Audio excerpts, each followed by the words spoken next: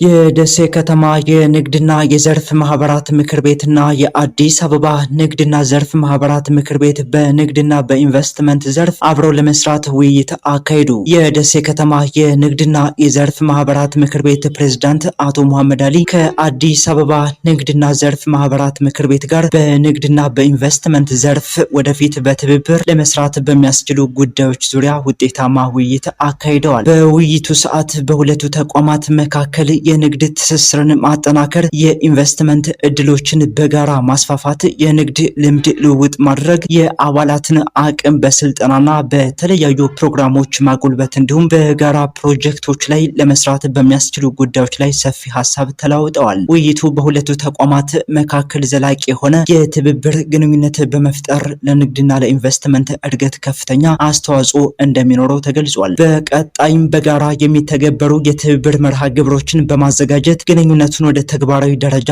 ለማሸጋገር በጋራ ለመስራት ስምምነት ተደርሷል። በመጨረሻም የአዲስ አበባ የንግድና የዘርፍ ማህበራት ምክር ቤት ኃላፊዎች በደሴ ከተማ ባደረጉት የውይይት መርሃ ግብር መጠናቀቂያ ላይ የደሴ ከተማ ንግድና የዘርፍ ማህበራት ምክር ቤትን ዘመናዊ መሰብሰቢያ አዳራሽ ጉብኝት አድርገዋል።